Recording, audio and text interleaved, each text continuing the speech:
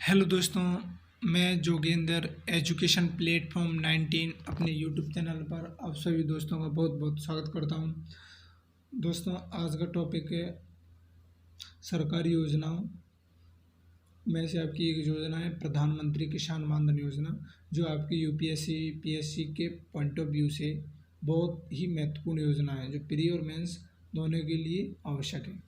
ठीक है दोस्तों, जो प्रधानमंत्री किसान मानधन योजना है ये क्यों प्रारंभ की गई, ठीक है, इसका क्या उद्देश्य है, कब प्रारंभ की गई, इस सब के बारे में विस्तार से समझेंगे। ठीक है दोस्तों, तो जो योजना थी आपकी प्रधानमंत्री किसान मानधन योजना, वो आपकी 2019 में 1 फरवरी को उस समय आपके केंद्रीय मंत्री हुआ करते थे पीयूष गोयल, इनके द्वारा अंतरिम बजट में पेश की गई थी। उसके बाद ये प्रारंभ हुई आपकी 2019 से। ठीक है दोस्तों, तो ये योजना थी लघु और सीमांत किसानों की सुरक्षा के लिए एक सरकारी योजना थी।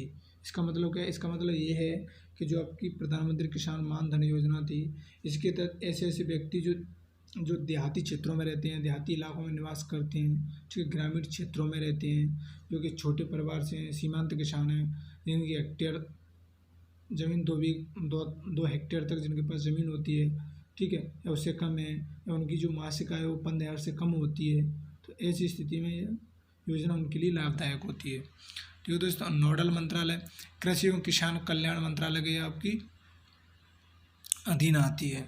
इसका उद्देश्य था कि सीमांत किसानों को 60 वर्ष की आयु होने पर न्यूनतम 3,000 रुपये प्रतिमाह पेंशन उपलब्ध कराना। मतलब इसका ये मतलब है कि मान के चलो अगर कोई व्यक्ति है जो कि गरीब है, प्रत्येक दिन कार्य कर रहा है और प्रत्येक दिन की कमाई पर भी ही उसका जीवन यापन होता है, ऐसी स्थिति में जब व्यक्ति वो 60 साल का हो जाएगा तो वो आपको पता है काम करने लायक नहीं रहेगा, उसके अंदर इतनी क्षमता नहीं रहेगी, इतनी पावर नहीं रहेगी कि वो व्यक्ति रेगुलर तरीके से कार्य कर सके। तो ऐसी स्थिति में उन व्यक्तियों का आगे का जीवन कैसे चलेगा, इस उद्देश्य को ध्यान में रखकर ये योजना लाई गई थी। इसका मतलब था कि अगर 60 साल का कोई व्यक्ति हो गया है तो फिर उसे कम से कम 2-3 हज़ार रुपये, तो आपको पता है नॉर्मली उसका खर्चा हो ही जाता है, तो 3,000 रुपये उसे प्रतिमाह पेंशन उपलब्ध कराई जाएगी। किस? आपकी प्रधानमंत्री किसान मानधन योजना के तहत। ठीक है, अब इस स्कीम का लाभार्थी कौन हो सकता है? तो 18 से 40 वर्ष के लघु और सीमांत किसान। कौन से? 18 से 40 वर्ष का कोई भी व्यक्ति हो जो लघु और सीमांत किसान है, जिसके कम से कम जिस राज्य का वो व्यक्ति है उस राज्य का जो लैंड रिकॉर्ड होता है, भूमि से संबंधित जो एक आपका ड्राफ्ट होता है, ठीक है, दस्तावेज होता है, उसमें ये लिखा हो कि उस व्यक्ति के पास केवल 2 हेक्टेयर तक ही ज़मीन है, उससे अधिक ज़मीन नहीं है। तो ऐसी स्थिति में वो व्यक्ति क्या कर सकता है? इस योजना के लिए अप्लाई कर सकता है, ठीक है, और इस योजना का लाभ उठा सकता है। और आगे दे रहा है कि विशेषताएं। तो इस योजना की क्या विशेषताएं?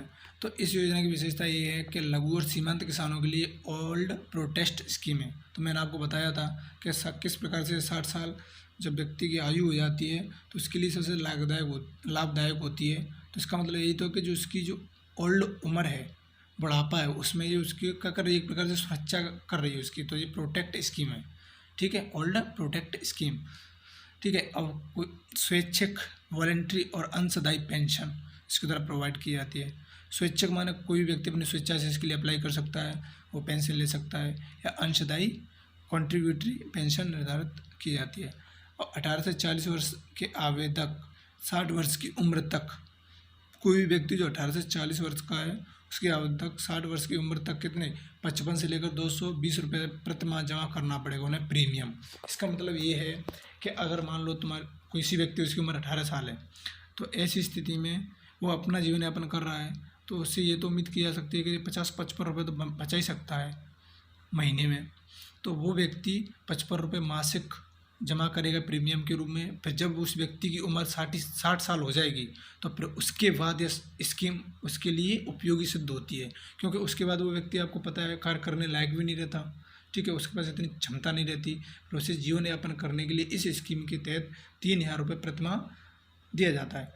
अगर जो व्यक्ति मान लें जिसकी उम्र 18 साल है, कम है, तो उसको कम भी पैसा भरना पड़ेगा प्रीमियम के रूप में। अगर किसी की उम्र मान लो 40 साल है तो उससे ज़्यादा भरना पड़ेगा। क्यों?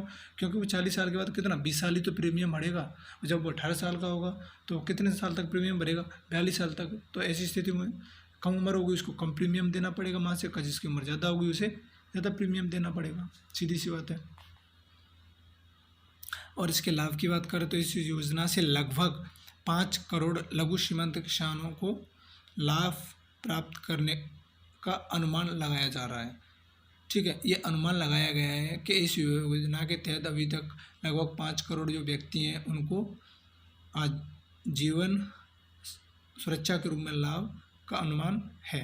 मतलब इतने व्यक्तियों को इस स्कीम के तहत लाभ प्राप्त हो चुका है।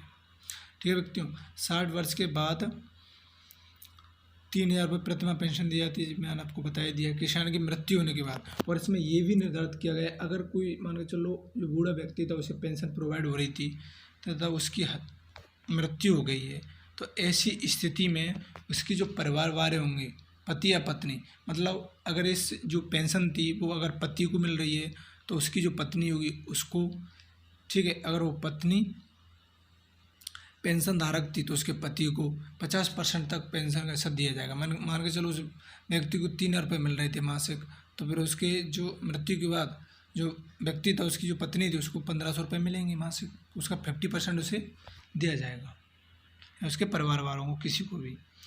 ठीक है व्यक्ति, अयोग्य, अब इसके लिए अयोग्यता का कौन व्यक्ति इसके लिए अप्लाई नहीं कर सकता, तो वो व्यक्ति नहीं कर सकता जो सरकारी कर्मचारी हो। आपको पता है, मान के चलो अगर कोई व्यक्ति सरकारी कर्मचारी होगा तो मिनिमम आपको पता है कम से कम 20-25 हज़ार रुपये तो उसे मासिक मिलेंगे ही।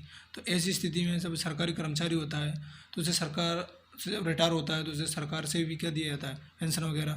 तो ऐसी स्थिति में उस व्यक्ति को ये नहीं दी जा सकती क्योंकि इसका कोई मतलब ही नहीं है। क्योंकि जो ये स्कीम है वो किसके लिए लाई गई है, देहाती ग्रामीण इलाके के जो मजदूर वर्ग के लोग हैं, मान के चलो जो रिक्शा वगैरह चला रहे हैं, जो कि मौची का कार्य कर रहे हैं, जो प्रत्येक दिन की कमाई पर अपना जीवन यापन कर रहे हैं, उन व्यक्तियों के लिए, उन ग्रामीण क्षेत्र के इलाकों के जो व्यक्ति हैं उनकी सुरक्षा के रूप में स्कीम लाई गई है। ठीक है, इसका उद्देश्य ये है, ना कि सरकारी कर्मचारी, उपयोगी कर्मचारी भविष्य निधि वाले व्यक्तियों के लिए भी नहीं है, जिनको नेशनल पेंशन मिल रही हो उनके लिए भी नहीं है। ठीक है, राज्य जो कर्मचारी बीमा निगम से संबंधित व्यक्ति होगा उसके लिए भी नहीं है, इनको ये नहीं दी जा सकती पेंशन। ठीक है दोस्तों, और आपका जो प्रधानमंत्री किसान मानधन योजना थी इसका नाम बदलकर 2020 का क्या कर दिया गया है, प्रधानमंत्री श्रमिक योगी योजना। ठीक है दोस्तों, अब इसमें कौन व्यक्ति अप्लाई कर सकता है, अप्लाई करने के लिए उस व्यक्ति को क्या क्या डॉक्यूमेंट चाहिए। ठीक है, तो आपको पता है 18 से 40 वर्ष का व्यक्ति है जिसकी मासिक आय 15,000 से कम है। ठीक है, और जिसके 2 हेक्टेयर तक ही उसके पास योग्य भूमि है वो व्यक्ति अप्लाई कर सकता है। और अप्लाई करते समय उस व्यक्ति का आधार कार्ड होना चाहिए जो कि उसके बैंक खाते से क्या हो, जुड़ा हो। ऐसी स्थिति में वो व्यक्ति का अप्लाई कर सकता है। और उस व्यक्ति को जो प्रीमियम बढ़ेगी, मान के चलो 18 साल का तो सबसे कम 55 रुपये देनी पड़ेगी, 29 साल का तो 100 रुपये, 40 साल का तो 200 रुपये। मैंने आपको बताया था कि उम्र बढ़ती हुई अगर व्यक्ति 40 साल में अगर प्रीमियम लेगा इस योजना का लाभ तो उसे ज़्यादा पैसा देना पड़ेगा। क्यों? क्योंकि वो बहुत कम समय के लिए प्रीमियम भरेगा। और जब व्यक्ति कम उम्र से प्रीमियम भर रहा है तो वो ज़्यादा उम्र के लिए प्रीमियम भरेगा, तो ऐसी स्थिति में उसे कम पैसा देना पड़ेगा। ठीक है, और जो प्रीमियम भरेगा वो व्यक्ति आपका LIC जो कार्यालय होता है उसमें जमा करेगा और प्रीमियम भरेगा LIC में, तो LIC के द्वारा ही उस व्यक्ति को मासिक पेंशन प्रोवाइड कराई जाएगी। ठीक है दोस्तों, ठीक है दोस्तों, अगर वीडियो अच्छी लगी हो तो दोस्तों से लाइक सब्सक्राइब ज़रूर करें। ठीक है दोस्तों, जिससे अगली वीडियो की नोटिफिकेशन आपको मिल जाए। ठीक है दोस्तों, इसी प्रकार से अध्ययन करते रहें, अच्छी तरीक़े से पढ़ें। Thank you all of you.